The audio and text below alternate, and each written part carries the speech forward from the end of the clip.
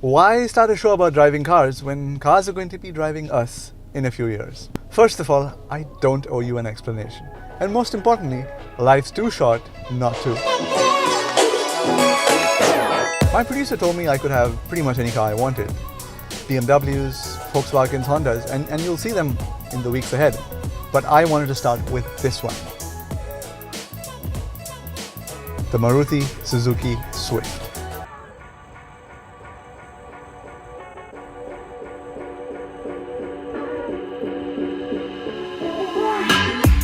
This is the best car in India. This is the second generation of a car that's now more than 10 years old. This is a car that's sold over 1 million units. This is a car that appeals to just about everybody, while still looking good, is reasonably priced, and most importantly, is tremendous fun to drive. Start the engine and you discover a fairly refined note for a diesel. Even when you're cruising on the highway, this legendary Fiat 1.3-litre diesel engine puts out 75 horsepower and 190 pounds of torque. Acceleration is acceptable, going from 0 to 100 in about 15 seconds. Under 2000 RPM, there's definitely a better lag. However, power delivery is a lot more linear. There's no punch when you go past 2000 RPM, but far more consistent acceleration. And with the turbo, gentle taps to the accelerator are pretty much all you need to overtake, negating downshifts, which makes for a great cruiser, but also makes it a little less exciting to drive.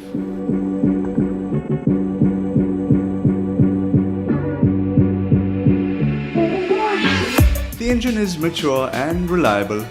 Mated with millions of cars, it's efficient, doesn't call any attention to itself in a good way. It does what it's supposed to and doesn't make a fuss about it. I can't relate to that kind of work ethic. It gives at least 600 kilometers in the city and 750 plus on the highway, allowing for spontaneous road trips. The steering is just about light enough for one-handed driving in the city, making it great for serial texters. It's superbly balanced, responding eagerly and faithfully to turns like a mildly insecure puppy seeking validation. The wide stance of the car, coupled with tires being placed literally at each end of the car, give the car its superb driving dynamics. This means you get fantastic handling and poise, whether you're nipping between bullock carts and bikes in the city or switching lanes to overtake grumpy tankers on the expressway. Gearbox is relaxed and shifting gears offers no resistance, the knob settling into my cupped palm without any fuss. The rear window, while claustrophobic, at least rolls all the way down. Headlights are better than average, though I recommend upgrading them.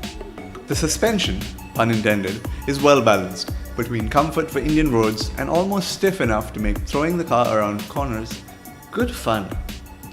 At speeds about 60 and on the highway, it makes sure the Swift almost floats. Road noise is average for its class, and the thin windows mean that I can't really yell at other people on the road.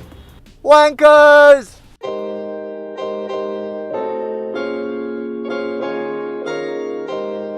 In India, aesthetics are often an afterthought at best. Most objects designed in India resemble our politicians. They're built for function, and while our cars have looked iconic, from the Ambassador to the Padmini, no one's ever had a poster of a Maruti 800 above their bed. Now, despite looking nothing like a bird, this car has a look that grows on you. Like the Volkswagen Beetle and the Porsche 911, it has a design that's almost classic while never coming across as boring, requiring just the odd nip and tuck to keep it looking contemporary generation after generation.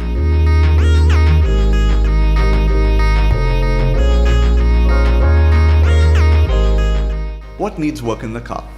The tires. Like most cars in India, it's under-tired, and I recommend getting a wider set of tires as soon as you can afford to. The brakes. The scarily weak link of a lot of cars in India. Cost-cutting accountants and dangerously outdated safety standards mean that what should have been mandatory safety features simply aren't offered on almost most variants. ABS, ESC, brake assist, and airbags simply aren't offered on most variants, and are positioned as luxury features only to be found on the top-end variants. These brakes are pretty useless when it comes to high-speed and emergency braking situations. You need to start demanding these features as mandatory on every vehicle instead of getting distracted by ugly seat covers, tacky alloys, and electronically folding rearview mirrors. Apparently, a lot of you people think this is more important than ABS. But I digress. With the next generation Swift expected at best at some point this year, this is a great time to buy one. It's at the end of its generational cycle with all the kinks worked out. I recommend the Z variant, despite the premium, solely because it comes with all the safety features. Much like Channing Tatum in the last decade, the Swift trades in what little aggressiveness it had for refinement and grace. Still able to step up and street dance when required, it spends most of its time waltzing effortlessly.